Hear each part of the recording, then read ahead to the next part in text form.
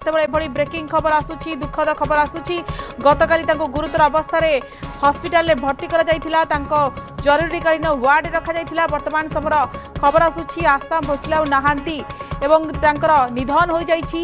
ये संगीत जगत पर एक अपूरणीय क्षति बोली कह जाई परिबो। आस्था भोसले को गुरुतर अवस्था हॉस्पिटल भर्ती कर जाइथिला एवं स्वास्थ्य में कौन प्रकार उन्नति आसुनथिला एवं किछ समय पूर्व जो खबर आसी पहुंची आस्था भोसले नहांती देहांत हो जाइछि एवं निधन रे वर्तमान समय समस्ते स्तब्ध हो जाइछंती। एक अपूरणीय क्षति संगीत जगत पई बॉलीवुड पई आमे कहि परिबा एवं जेतेबेले से अनेक गीत भेटी देइथिले।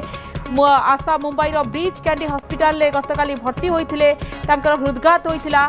92 वर्षीय आशांकर अवस्था गुरुतर थिला किंतु वर्तमान खबर आसुची 92 वर्षरे चली जाइछंती आस्था भोसले। शनिवार हृदघात जगु तुरंत मुंबई ब्रिज कैंडी हॉस्पिटल भर्ती कर जाइथिला। स्वतंत्र मेडिकल टीम गठन कर जाइथिला।